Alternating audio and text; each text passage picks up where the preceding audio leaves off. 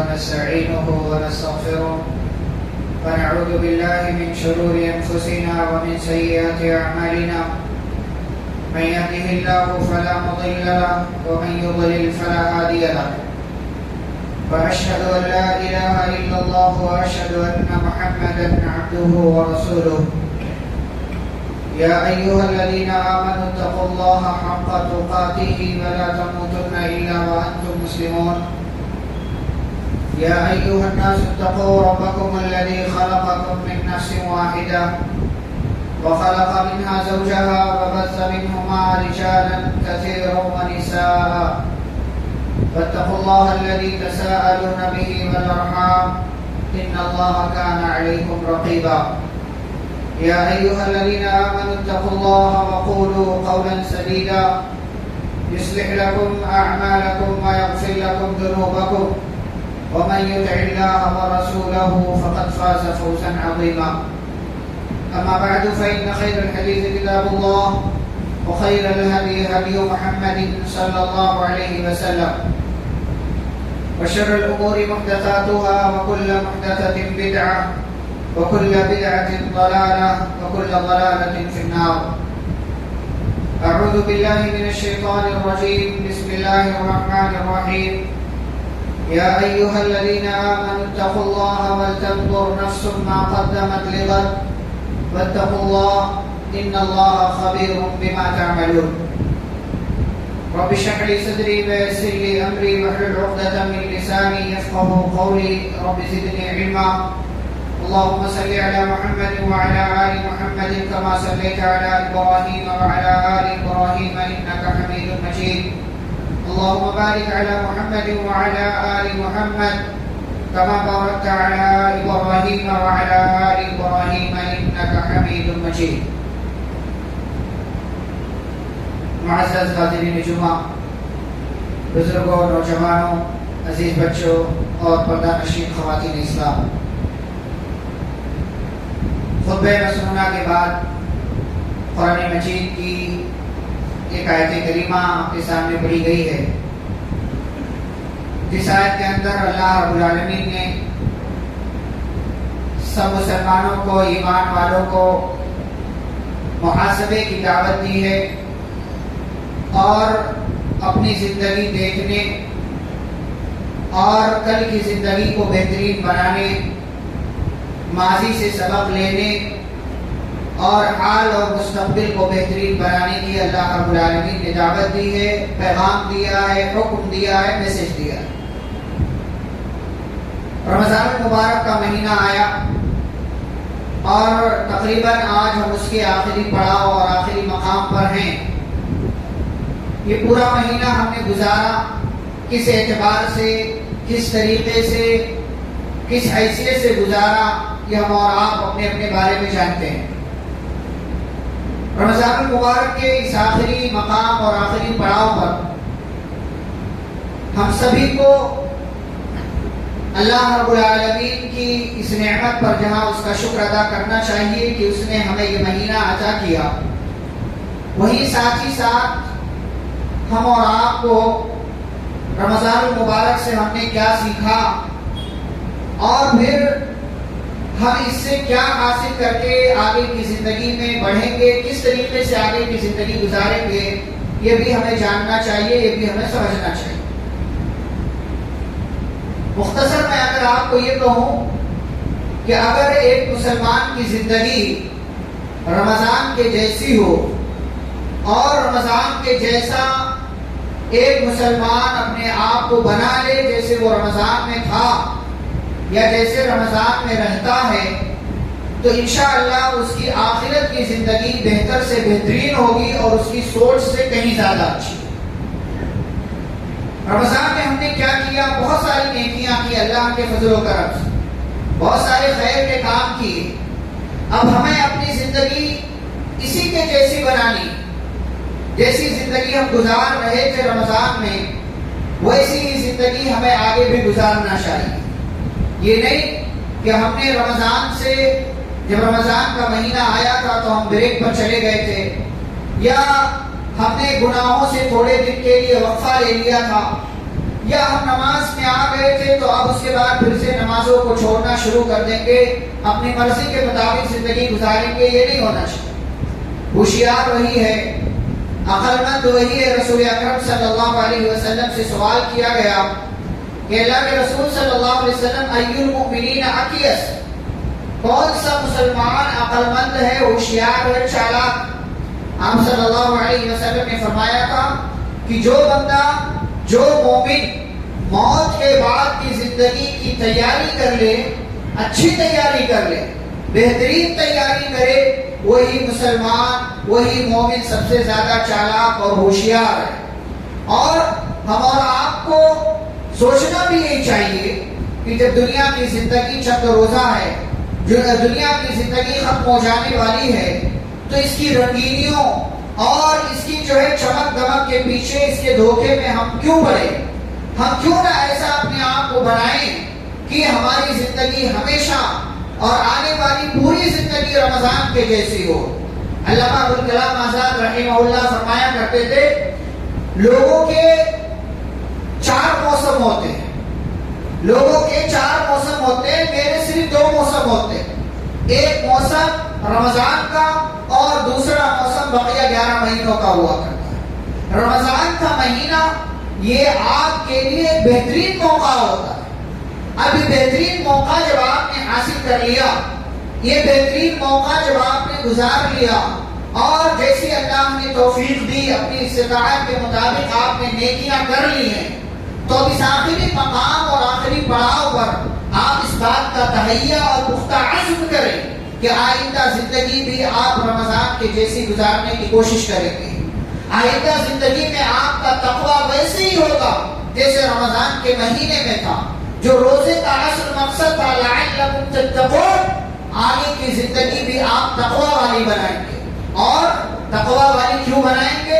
اس لیے کہ ایک مسلمان سے اللہ چاہتا ہی یہی ہے کہ اے ایمان والو، اللہ کا تقویٰ اختیار کرو، اللہ کا تقویٰ تمہاری زندگی میں ہونا چاہیے۔ اسی لیے خطبہ جمعہ میں یا اور مختلف خطبوں کے موقع سے رسول اکرم صلی اللہ علیہ وسلم جو خطبہ مسنونہ پڑھا کرتے تھے، 3 پیغام ہوتے تھے اس میں۔ یا ایھا الذین آمنوا اتقوا اللہ حق تقاته، اے ایمان والو، اللہ کا تقویٰ ویسے ہی اختیار کرو جیسا اختیار کرنے کا حق ہے۔ اللہ کی ذات کو پہچانو، اللہ کا تعارف حاصل کرو۔ یہ رمضان ہمیں یہی میسج دیتا ہے کہ اللہ کے بندو، جس اللہ کی محبت کے لیے، جس اللہ کی رضا اور اللہ کی خوشی کے لیے تم نے بھوک اور پیاس کو برداشت کیا، بہت سارے حلال کام جو اللہ نے روزے کی حالت میں تمہارے لیے منع کر دیا تھا، تم اس سے باز آ گئے تھے، وہی اللہ بقیہ 11 مہینوں میں بھی تمہارا رب ہے، وہی اللہ بقیہ 11 مہینوں میں بھی تمہارا معبود ہے۔ اس اللہ کی ذات کو پہچانو، اتقوا اللہ حق تقاتہ، اور جیسے اللہ سے ڈرنے کا حق ہے، جیسے اللہ کا تقویٰ اختیار کرنے کا حق ہے، ویسا ہی اللہ کا تقویٰ اختیار کرو۔ دوسری آیت میں رسول اکرم صلی اللہ علیہ وسلم تمام لوگوں کو مخاطب کر کے کہتے تھے، یا ایھا الناس اتقوا ربکم، اے لوگوں اپنے رب کا تقویٰ اختیار کرو، اپنے رب سے ڈرو۔ اور تیسری آیت میں یا ایھا الذین آمنوا اتقوا اللہ وقولوا قولا سدیدا، اے ایمان والو، اللہ کا تقویٰ اختیار کرو اور سیدھی بات کیا کرو۔ یہ رمضان کا پہلا پیغام یہ ہے کہ آپ میں جیسے رمضان میں زندگی گزار رہے تھے، ویسی ہی زندگی رمضان کے بعد بھی گزارنے کی کوشش کریں۔ اور اس میں سب سے پہلا کام یہ ہے کہ روزے کا اصل مقصد جو تھا تقویٰ، اس تقویٰ کو آپ اپنی زندگی میں لے کر کے آئیں، اللہ سے ڈریں، گھر میں ہو، گھر کے باہر ہو، دکان میں ہو، مکان میں ہو، دوستوں کی محفل میں ہو، دوستوں کی محفل سے باہر ہو، تنہا ہو، مجمع میں ہو، جہاں کہیں بھی ہو، اتق اللہ حیثما کنت، جہاں کہیں رہو اللہ سے ڈرتے رہو، جہاں کہیں رہو اللہ کا تقویٰ تمہاری زندگی کے اندر ہونا چاہیے۔ یہ رمضان کی جیسی زندگی گزارنے کی کوشش، یہ پہلی بات جو ہم اور آپ کو ہمیشہ اپنی زندگی کے اندر داخل کرنا چاہیے۔ اور دوسری بات جو رمضان سے ہم سیکھیں اور رمضان کے بعد بھی اسے اپنی زندگی کے اندر داخل رکھیں، وہ دوسری بات یہ ہے کہ ہمارے اندر اللہ کا خوف ہونا چاہیے، اللہ کا ڈر ہونا چاہیے، اور یہ ڈر ایسا ہو کہ جس خوف اور جس ڈر کے بعد آپ اپنے آپ کو گناہوں سے بچا سکتے ہو. رمضان کے مہینے میں آپ روزے کی حالت میں تھے اور آج ہیں. روزے کی حالت میں آپ ہیں اور آپ کو اندازہ ہے روزے کی حالت میں کھانا پینا نہیں ہے. اور آپ جب بند کمرے میں بھی ہوتے ہیں، بھوک لگی ہوتی ہے، پیاس لگی ہوتی ہے، آپ کا دل اور ارادہ ہوتا ہے کہ کھا لیا جائے، پی لیا جائے، لیکن آپ کا ایمان یہ ہے کہ اللہ رب العالمین دیکھ رہا ہے. اللہ کا ڈر، اللہ کا خوف آپ کو ہوتا ہے، اس لیے بند کمرے میں ہونے کے باوجود بھی آپ نہیں کھاتے، نہیں پیتے، حالانکہ آپ کو بھوک لگی، پیاس لگی، کھانا بھی ہے، پانی بھی ہے، جوس بھی ہے، شربت جو ہے، ساری چیزیں موجود ہیں آپ کے لیے، لیکن آپ محض اللہ کے ڈر سے کہ گھر والوں کو معلوم ہو نہ ہو، باہر والوں کو معلوم ہو نہ ہو، لیکن اللہ کو ضرور معلوم ہو جائے گا کہ یہ بندہ آج روزے سے ہے کہ نہیں ہے. یہی ڈر، یہی خوف ہمیں رمضان کے بعد کی زندگی میں بھی باقی رکھنا چاہیے، کیونکہ رمضان کے بعد بھی وہی رب ہے، رمضان کے بعد بھی وہی اللہ ہے، اور وہ اللہ ہمیشہ ہمیں دیکھ رہا ہے، ہماری نگرانی کر رہا ہے، ہم مستقل اللہ کی نگاہ میں ہیں. اور یہ ڈر ایسا ہونا چاہیے. عبداللہ بن عمر رضی اللہ تعالی عنہما ایک مرتبہ سفر میں تھے، ایک علاقے سے گزر ہوا، صحرا اور ریت کا میدان ہے، ایک جگہ بیٹھ کر کے کھانا کھانے لگے. ادھر سے ایک چرواہے کا گزر ہوا جو بکریاں چرا کر کے لے کر جا رہا تھا. عبداللہ بن عمر رضی اللہ تعالی عنہما نے اس سے کہا، اللہ کے بندے آؤ، بھوک لگی ہوگی، کھانا کھا لو. اس نے کہا میں روزے سے ہوں. اس نے کہا میں روزے سے ہوں. سخت گرمی کا زمانہ، سخت گرمی کا، اتنی دھوپ، اتنی گرمی میں روزے سے ہوں. کہا میں روزے سے ہوں. کہا کوئی مسئلہ نہیں. جانے لگا. جس سے عبداللہ بن عمر رضی اللہ تعالی عنہما نے کہا، اللہ کے بندو، ان بکریوں میں سے ایک بکری مجھے دے دو، ان بکریوں میں سے ایک بکری مجھے دے دو. کہا نہیں، یہ بکریاں میرے آقا کی ہیں، میرے مالک کی ہیں، اور میں چرانے کے لیے میں چرواہا ہوں، مجھے مقرر کیا گیا. کہا دے دو، تمہارے مالک کو کیا معلوم پڑے گا، کہہ دینا کہ کوئی بھیڑیا آیا کھا گیا یا جانور آیا کھا گیا، تمہارے آقا کو مالک کو کیا معلوم پڑے گا. عبداللہ بن عمر رضی اللہ تعالی عنہما نے فرمایا کہ وہ چرواہا کہتا ہے، وہ بکریاں چرانے والا کہتا ہے، فَأَيْنَ اللَّهُ فَأَيْنَ اللَّهُ، تو اللہ کہاں ہے، اللہ کہاں ہے. اگر میرا مالک نہیں دیکھ رہا، میرا آقا نہیں دیکھ رہا، تو میرا حقیقی مالک جو ہے، میرا حقیقی رب جو ہے اللہ رب العالمین، وہ تو دیکھ رہا ہے. اس مالک کو جھوٹ بول دوں گا کہ بکری بھیڑیا کھا گیا، ایک بکری غائب ہو گئی، ایک بکری کسی اور طرف چلی گئی، یہ میرا مالک قبول کر لے گا. فَأَيْنَ اللَّهُ، لیکن وہ اللہ کہاں ہے، وہ اللہ کہاں ہے، اس کی نظر میں میں آج بھی موجود ہوں. عبداللہ بن عمر رضی اللہ تعالیٰ عنہما کہتے ہیں کہ اس بندے کی یہ ادا مجھے اتنی پسند آئی. اللہ کا خوف ریت کے میدان میں، صحرا کے میدان میں موجود ہے. مدینہ پہنچے اور مدینہ پہنچنے کے بعد پتا کیا کہ وہ غلام کا مالک کون ہے. اس غلام کے پاس گئے اور اس مالک کے پاس گئے اور اس مالک سے اس غلام کو خریدا اور خرید کر کے عبداللہ بن عمر رضی اللہ تعالیٰ عنہ نے آزاد کر دیا.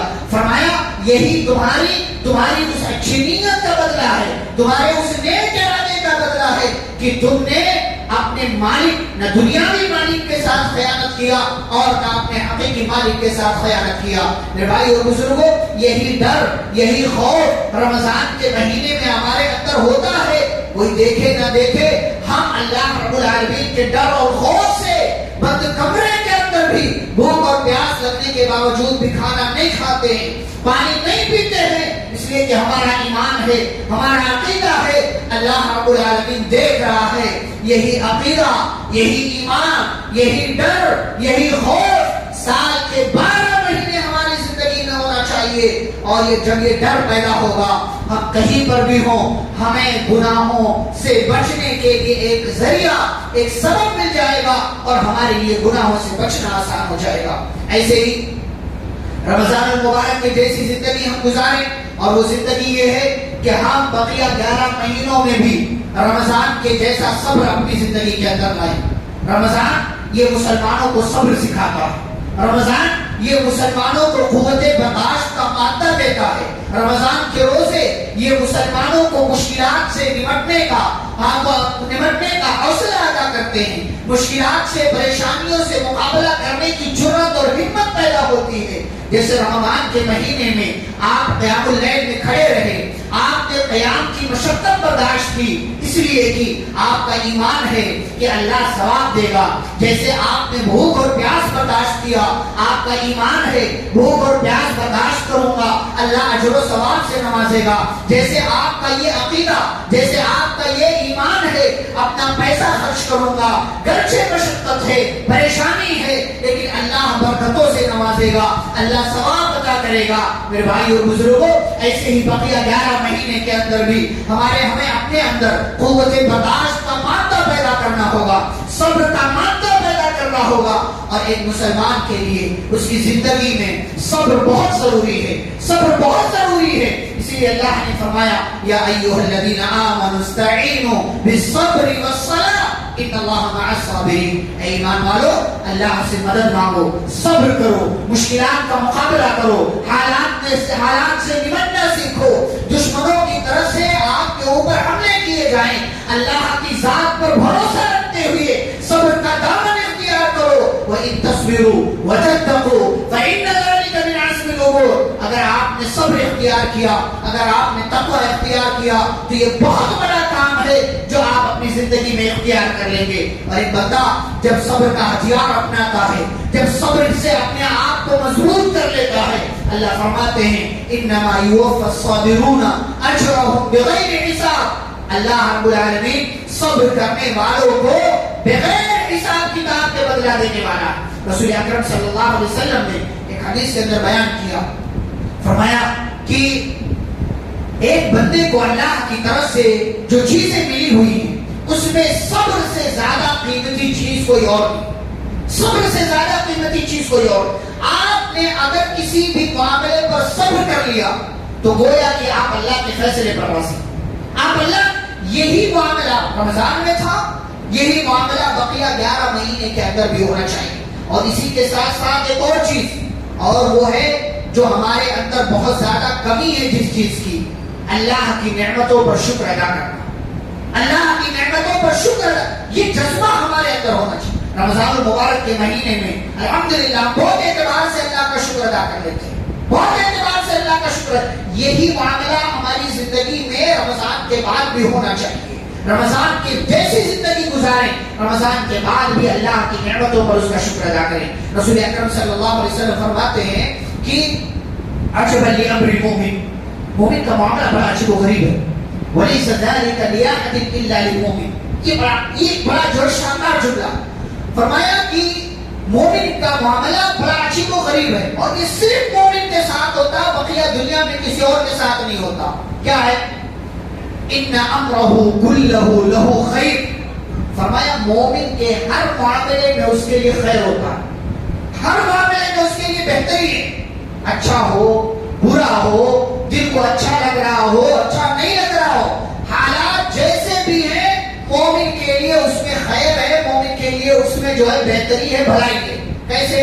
ان اصابتہ سراء شکر فکان خیرا لہ۔ فرمایا اگر مومن کو خوشی ملتی ہے اللہ کا شکر ادا کرتا ہے۔ رمضان کا مہینہ آپ کو ملا، روزے آپ نے رکھے، قرآن کی تلاوت آپ نے کی، آپ نے قیام اللیل کیا، آپ نے غریبوں کی مدد کی، آپ نے کوئی اور نیکی کی ہوگی، اس پر آپ اللہ کا شکر ادا کریں، اللہ کا شکر ادا کریں۔ آپ کتنے ایسے بدنصیب ہوں گے جنہوں نے یہ کام نہیں کیا، جنہوں نے رمضان میں بھی یہ نیکیاں انجام نہیں دی۔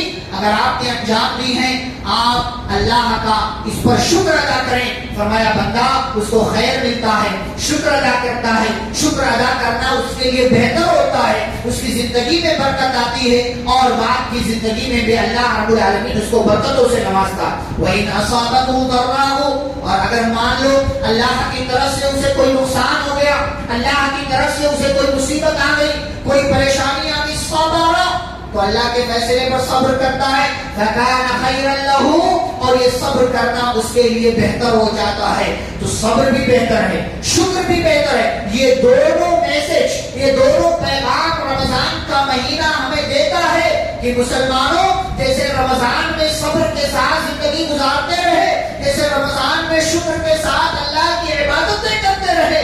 ایسے ہی رمضان کے بعد ان دونوں چیزوں کو اپنی زندگی میں لے کر کے آؤ. اللہ کے فیصلوں پر صبر کرو, حالات کا مقابلہ کرو, برداشت کر کے, صبر کر کے, اور ساتھ ہی ساتھ اگر اللہ کی طرف سے کوئی خیر مل جائے تو اس پر اللہ رب العالمین کا شکر ادا کرو. ایک اور بات جو ہم اور آپ کو رمضان کے بعد بھی اپنی زندگی کے اندر باقی رکھنا ہے وہ یہ ہے نمازوں کی پابندی کرنا.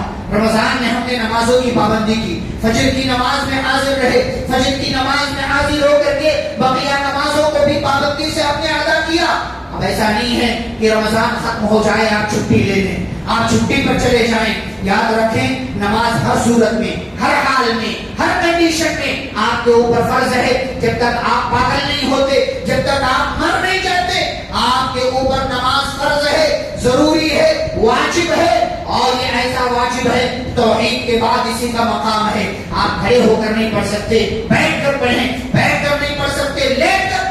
اتنی سہولتیں اللہ نے دی ہیں, لیکن بہرحال نماز آپ کو ادا کرنا ہے. نماز پڑھیں جیسے رمضان میں پڑھا, نماز ادا کریں جیسے رمضان میں ادا کیا, اور رمضان کے بعد نماز کو مکمل طور سے ادا کرنے کا اپنے آپ سے وعدہ کریں, پابندی کریں. یہ پلان نہ بنائیں کہ رمضان کے بعد چھٹی پر چلے جائیں گے, ایسا کر لیں گے, ویسا کر لیں گے. نہیں, نماز ہر صورت حال میں فرض ہے. رمضان کے بعد بھی نمازوں کی پابندی کرنے کا عہد کریں, وعدہ کریں. ایسے ہی ایک اور چیز جو رمضان کے بعد بھی آپ کو کرنا ہے, قرآن مجید کی تلاوت کرنا. قرآن مجید کی تلاوت رمضان میں آپ نے کتنا پڑھا کتنا نہیں پڑھا آپ جانیں, لیکن مسلمان رمضان میں قرآن سے اپنے آپ کو جوڑ لیتا ہے, قرآن سے جڑ جاتا ہے, قرآن جیسے تیسے پڑھنے کی کوشش کرتا ہے. رمضان کے بعد بھی اپنا یہ معمول بنائیں, روزانہ 1 پیج, 2 پیج, 1 رکوع, 2 رکوع, 3, جتنا بھی آپ پڑھ سکتے ہو, لیکن روزانہ پڑھنے کی کوشش کریں. قرآن برکتوں والی کتاب ہے, پڑھیں گے برکتیں آئیں گی آپ کی زندگی میں, پڑھیں گے برکتیں آئیں گی آپ کے گھروں میں, آپ کے دکانوں میں, آپ کے مکانوں میں, آپ کی فیملی میں, آپ کے خاندان میں, اور آپ کی اپنی ذات میں. قرآن پڑھنے سے برکتیں آئیں گی. بعض سلف کہا کرتے تھے کہ میں نے دیکھا جب رمضان سے میں جڑ گیا, قرآن سے جب میں جڑ گیا, جتنا قرآن سے جڑا اتنا میں نے اپنی زندگی میں برکتیں دیکھی, اور جب میں قرآن سے کسی وجہ سے دور ہوا تو میں نے اپنی زندگی میں قرآن کی کمی کو اور اس کے ذریعے ہونے والی برکتوں کی کمی کو میں نے محسوس کیا ہے. واللہ آپ اپنی زندگی میں تجربہ کرنے, قرآن سے جتنا آپ جڑے رہیں گے یہ قرآن آپ کو آپ کی زندگی میں اتنی ہی برکتیں عطا کرے گا. رمضان کے بعد بھی قرآن پڑھنے کا وعدہ کریں, قرآن پڑھیں, قرآن کی تلاوت کریں, قرآن کی تلاوت سے اپنے آپ کو دور نہ کریں. اس کتاب کو اللہ نے ہمارے لیے نازل کیا, یہ میسج ہے. رمضان یہی پیغام دیتا ہے. رمضان میں قرآن پڑھ رہے تھے, اچھی بات ہے, بہت بہتر بات ہے, بہت اچھی بات ہے. آپ نے قرآن پڑھا, لیکن بقیہ 11 مہینوں میں بھی یہی قرآن ہے, یہی قرآن کی آیتیں ہیں, یہی قرآن کی صورتیں ہیں. بقیہ 11 مہینوں میں بھی آپ کو اس کی تلاوت کرنا چاہیے. پیارے رسول صلی اللہ علیہ وسلم نے فرمایا ان اللہ یرفع بهذا الكتاب اقواما ويضع به آخرین. اللہ اس کتاب کے ذریعے کچھ لوگوں کو بلندی عطا کرتا ہے اور کچھ لوگوں کو ذلیل و رسوا کر کے رکھ دیتا ہے. جو اس کو پکڑے گا, جو اس کو تھامے گا, جو اس کی تلاوت کرے گا, اللہ اسے عظیم بنا دے گا, اللہ اس کی زندگی میں برکتیں داخل کرے گا. لیکن جو قرآن کو چھوڑ دے گا اللہ اس کی زندگی سے برکتوں کو چھین لے گا. آپ رمضان کے بعد بھی قرآن کی تلاوت کریں, روزانہ 5 منٹ دیں, 10 منٹ دیں. کیا 24 گھنٹے میں اللہ کی اس کتاب کو آپ 5 منٹ نہیں دے سکتے؟ اللہ کی اس کتاب کو کیا آپ 10 منٹ روزانہ نہیں دے سکتے؟ کتنا بد نصیب ہے وہ مسلمان کہ جو سال کے 11 مہینے قرآن کھول کر نہیں دیکھتا, قرآن پڑھتا تک نہیں. یہ قرآن اس کے لیے, اس قرآن کی باتیں اس کے لیے ہیں, لیکن بد نصیب اتنا ہے, بد نصیب اتنا ہے کہ اسے توفیق نہیں ملتی کہ وہ قرآن اٹھائے اور روزانہ کے حساب سے کم از کم 1 پیج, 1 رکوع پڑھ لے.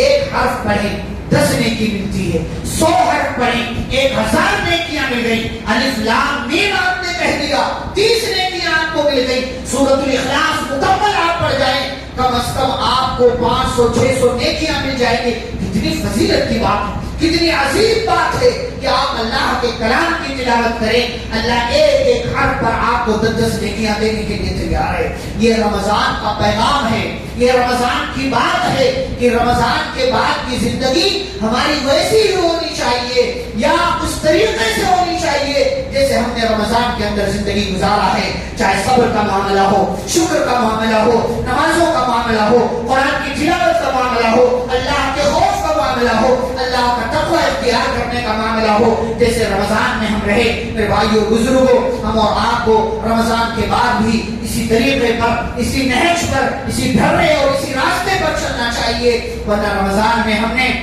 نیکیاں کر لی، بہت اچھی بات ہے، جس نے نیکیاں کی اسے شکر ادا کرنا چاہیے اللہ کا، لیکن بدنصیبی یہ ہے کہ رمضان کے بعد اکثر مسلمان چھٹی پر چلے جاتے ہیں، پھر وہ جمعہ میں یا تو نظر آتے ہیں یا تو کسی خاص موقع سے نظر آئیں گے۔ یہ غلط بات ہے، اپنا رویہ چینج کریں، اپنا طریقہ چینج کریں، مسلمان ہیں تو مسلمان ہونے کا ثبوت دیں، پانچوں نمازوں میں حاضر رہیں، اللہ کی اطاعت کریں، دین کے مطابق چلیں، قرآن پڑھیں، قرآن کو اپنی زندگی میں نافذ کریں، قرآن و حدیث کو پڑھیں، سمجھیں اور سمجھ کر کے اسے اپنی زندگی کے اندر نافذ کریں۔ یہی طریقہ ہونا چاہیے، یہی اسلاف کرتے تھے۔ رمضان آتا تھا، رمضان میں عبادت کرتے تھے، رمضان جاتا تھا تو رمضان سے جو کچھ حاصل کیا ہے اسے بقیہ 11 مہینوں میں اپنی زندگی میں داخل کرنے اور شامل کرنے کی کوشش کرتے تھے۔ یہی اس رمضان کے آخری جمعہ کا پیغام ہے، اور یاد رہے الوداع جمعہ، جمعۃ الوداع، ان سب کی کوئی حیثیت نہیں ہوتی۔ جیسے پچھلے جمعے تھے، جیسے پچھلے ایام تھے، پچھلے دن تھے، ویسے ہی آج کا دن ہے، ویسے ہی آج کا جمعہ ہے، نہ کوئی نیا جمعہ ہے، نہ کوئی آخری جمعہ ہے، بس یہ رمضان کا آخری دن ہے، اس کے آخری چند ایام ہیں، آخری چند گھنٹے ہیں۔ چاند نکلا، ہم کل عید منائیں گے انشاءاللہ، اگر چاند نہیں نکلا تو پھر ہم جو ہے کل بھی انشاءاللہ روزہ رکھیں گے، اور پرسوں کا دن ہمارے لیے عید کا دن ہوگا۔ لیکن جو بھی ایام ہیں غنیمت جانے، اور آج کا دن جمعہ کا دن ہے، جمعہ کے دن خاص طور پر عصر کے بعد مغرب سے پہلے تک ایک گھڑی ہوتی ہے، ایک وہ لمحہ ہوتا ہے جس میں اللہ آپ کی دعائیں قبول کرتا ہے، اعمال کا دار و مدار خاتمے پر ہے۔ نیکیاں آپ نے کی ہیں رمضان میں، اس آخری موقع پر آپ اللہ کو نہ بھولیں، غافل نہ ہو، اللہ کو یاد کریں، اور جو کچھ نیکیاں کی ہیں ان نیکیوں کے قبول ہونے کی اللہ رب العالمین سے دعا کریں۔ یہ چند باتیں تھیں جو اس خطبہ جمعہ کے حوالے سے آپ کے سامنے رکھی گئی۔ اللہ رب العزت سے دعا ہے اللہ ہم سبھی کو قرآن و حدیث کے مطابق زندگی گزارنے کی توفیق عطا فرمائے۔ اللہ ہم سبھی کو رمضان سے جو کچھ ہم نے سیکھا ہے، اللہ وہ ساری باتیں ہمیں رمضان کے بعد بھی اپنی زندگی میں داخل و شامل کرنے کی توفیق عطا فرما۔ اللہ ہمیں اپنی پوری زندگی رمضان کے جیسی گزارنے کی توفیق عطا فرما۔ اللہ ہمیں قرآن کی تلاوت کرنے اور قرآن کی باتوں کو سمجھنے کی توفیق عطا فرما۔ اللہ ہمیں قرآن و حدیث کی باتوں پر عمل کرنے کی توفیق عطا فرما۔ پیارے نبی صلی اللہ علیہ وسلم کی سنت کی اتباع کرنے کی توفیق عطا فرما۔ اللہ ہم سبھی کو صحابہ کرام کا منہج اپنانے کی توفیق عطا فرمائے۔ اللہ ہمارے درمیان جو بیمار ہیں انہیں شفاء کاملہ عاجلہ عطا فرمائے، جو کسی طرح کی مصیبت پریشانی میں مبتلا ہیں اللہ تمام لوگوں کی پریشانیوں کو دور فرمائے۔ جو کچھ ہم نے نیکیاں کی ہیں رمضان کے مہینے میں اللہ ہماری ان تمام نیکیوں کو قبول فرمائے۔ جب تک اللہ دنیا میں زندہ رکھے، اسلام اور ایمان پر زندہ رکھے، خاتمہ و خاتمہ بالخیر ہو۔ وصلی اللہ تعالی علی نبینا محمد وعلی آلہ وصحبہ اجمعین برحمتک یا ارحم الراحمین۔